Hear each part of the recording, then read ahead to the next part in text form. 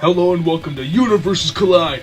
I'm your host Wander, and for tonight's episode we have Super Brainz, Zomboss' super narcissistic, super powerful Superman clone, versus El Primo, Brawl Stars' masked smiling luchador. Which one of these smiling, really strong powerhouses will win in a fight to the death? This is Universes Collide. His name is Super Brainz. Super Brainz was created by Zomboss in a lab before the events of Garden Warfare 2 as the ultimate weapon to defeat the planets once and for all. This meant that Zomboss gave him both super strength, durability, and even crazy superpowers. Speaking of Super Brainz' strength, his strength is pretty insane. He's strong enough to move Zomboss mechs. He's so strong that when he claps his hands, it sends plants flying, and he can casually lift RVs and throw them over his head like it's nothing. But these feats are nothing compared to his better ones. He's strong enough to scale to smash. You can create a city block sized crater. He punched super beams so hard it created a huge explosion visible from space. And he can even scale to zombies and plants who survived the explosion of the tactical cuke, which was also seen from space. He even defeated Dreadwood, whose body is the entirety of the Weirding Woods. This would make Super Brainz' strength country level. Super Brainz is also shown to be super durable. He can take attacks from plants like they're nothing, and even take zaps from Rose and show little to no harm at all. He even survived getting beaten up by multiple heroes in PvZ Heroes after he tried taking over a town. He's also pretty comparable to Zomboss, who survived an explosion that was, get this, visible from space. He's also pretty fast too. He's able to fight multiple plants at once, block Green Shadow's laser peas, dodge lightning from lightning reeds, and even dodge Sunflower's solar beams, which are, well, solar beams. And thanks to his flight, he can also fly around very quickly in the air. Super Brainz also has access to a super block meter, which blocks attacks depending on how much damage he takes. He also gets a free superpower from it. Some superpowers he can get are telepathy, super stench, which negates durability and gives him the deadly trait, and finally cut down to size, which can insta-kill stronger enemies.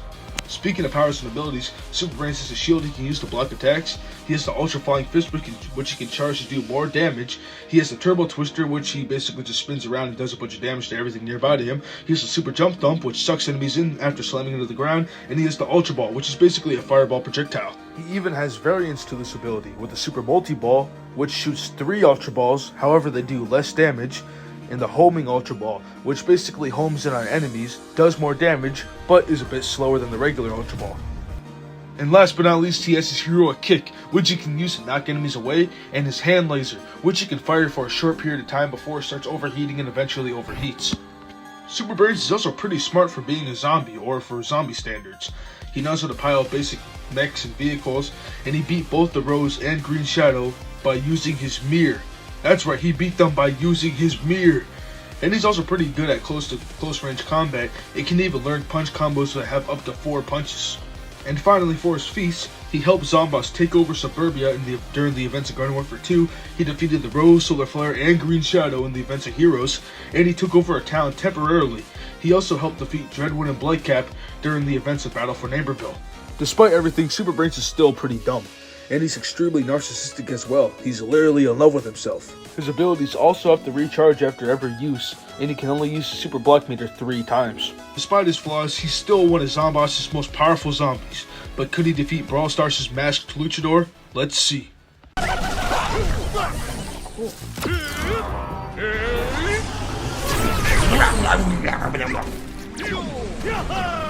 His name is El Primo! El Primo was once a normal wrestler, or a performer for Star Park, until one day, a meteor came flying out of the sky and struck him. When this meteor exploded, it gave him not only super strength and durability, but also gave him unrivaled charisma, and strange powers that other brawlers don't have. One of these powers is unmatched super strength. He's strong enough to hit the ground so hard it shatters to pieces. He can destroy metal, brick, and stone walls like they're nothing, and he can also throw giant robots over his head. He can also elbow drop the ground so hard it sends brawlers nearby him flying. El Primo can also punch pretty quick. He can punch up to a total of 4 times in just one punch combo. And speaking of quickness, El Primo is one of the faster brawlers, having an above average movement speed in the game. He's quick enough to dodge lasers, lightning, missiles, and more. He can dodge explosions and scale to Fang, who's fast enough to dodge point blank laser blasts from Virus 8-bit. El Primo is also very, very durable. Being a tank class, he has the second most health in the entire game, and that shows a pretty good durability feats. He can survive being struck by his own meteors, which were calculated to be town level in power.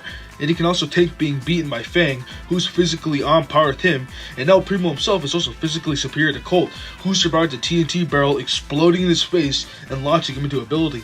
He can survive getting hit by missiles, and he can even take grenades to the face like they're nothing. El Primo also has access to gears.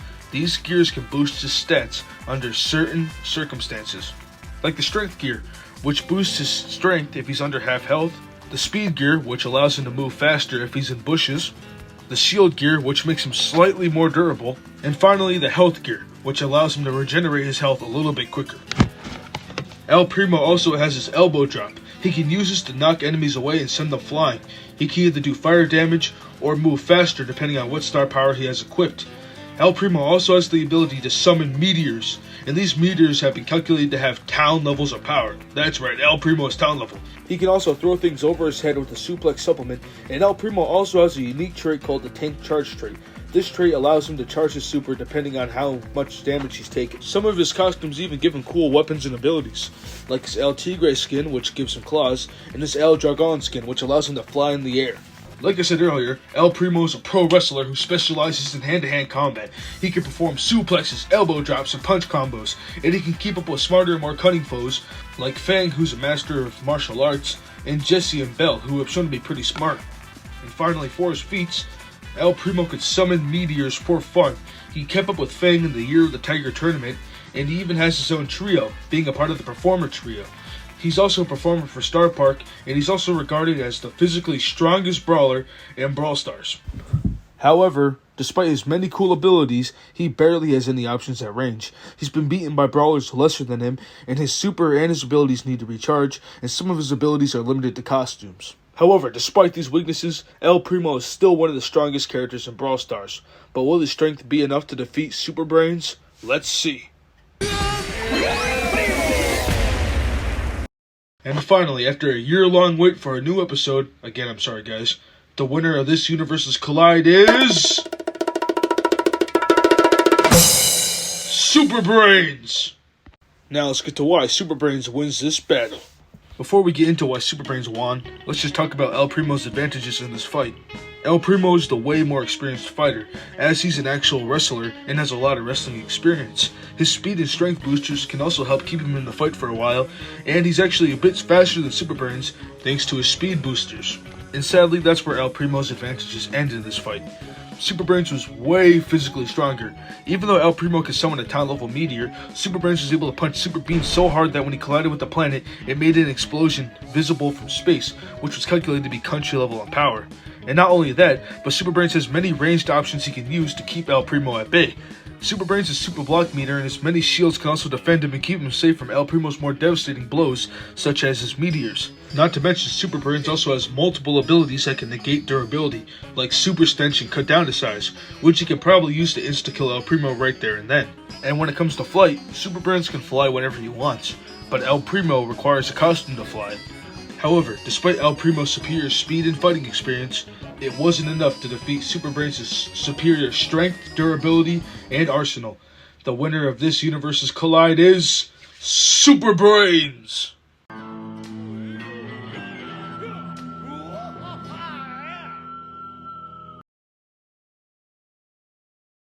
Next time on Universes Collide!